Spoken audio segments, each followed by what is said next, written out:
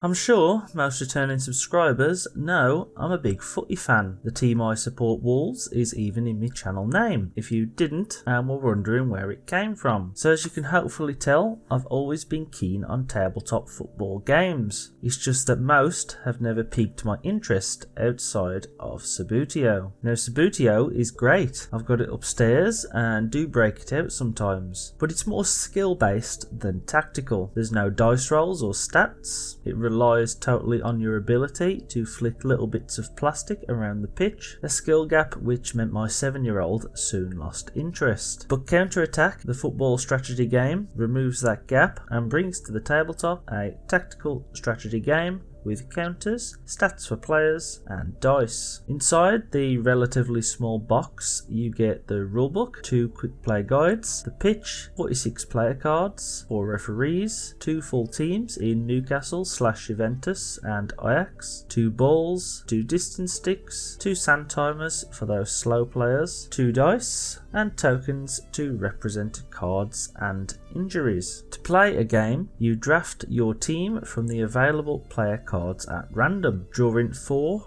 of them at a time. You take it in turns, choosing a player based on his relevant stats. There is a helpful guide on what to look out for. Your football manager skills will come into effect here, but common sense also is needed, as someone with great shooting and poor defending won't exactly work as a centre back. Flip a coin to see who kicks off and picks the first player, then assign them a number on your team sheet across the bottom of the board. You also have to choose a goalkeeper and referee at random at this point, just shuffling the cards and picking them from the top. The referee has a leniency rating which you have to roll on when a foul is committed. The higher the number to beat, the lower chance of you receiving a card. Once you've drafted your first 11, you have to draft 4 substitutes and then decide who your starting 11 will be. Subs can be brought on during goal kicks, corners and free kicks, and once replaced you cannot bring that player back on. You can also only make 3 substitutes in a game. Once you've decided your starting 11 though, you have to put your formation on the board. Here we have Ajax with a 4-3-3, defensive midfielder, lone striker and inside forwards, against an old-fashioned 4-4-2. Tactics do make a difference in this game as well as your style of play, be it green press, lump ball or tiki-taka. The fact you can use all types of play and change it up on the fly depending on how your opponent's playing means I've had a few great games already. Now the game doesn't have phases or rounds.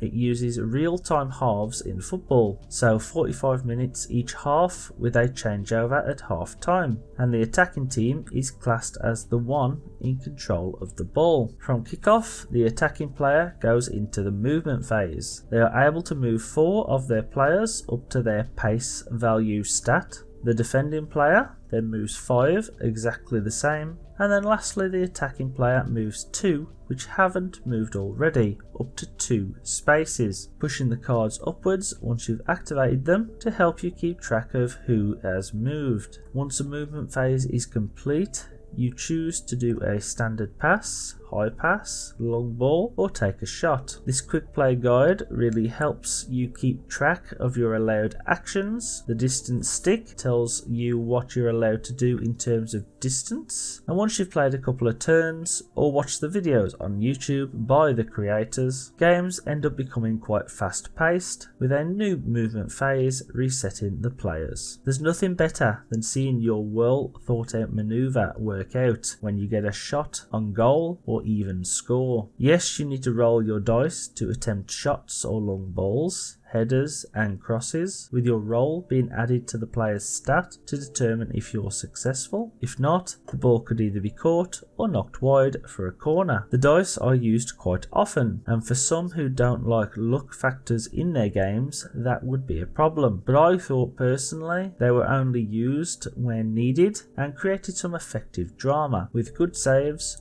or near misses. If you're interested in learning more of the rules, they are available for free on the Counter Attack website and on their YouTube channel. I've personally loved playing these 7 games I've had and want to get more teams, especially local ones like my beloved Wolves, Hated Albion, Alright Villa and Vile Brum. I might even pick up Warsaw, and I definitely want more player cards. All of these can be purchased on the website as expansions for an okay price. Playing so many games in short succession, I found out that through balls or even long balls can be very effective, and that your choice of player stats really are essential to success. One game I had issues drafting people who could tackle, so my son managed to dribble past my defenders with ease and score plenty goals. Really felt like men against boys, and with the draft process meaning you have to choose a new team every game, it really does end up creating a different experience. The rulebook gives you the opportunity to play leagues, with you keeping the same team and hoping you can turn them into something special as they try to get league or cup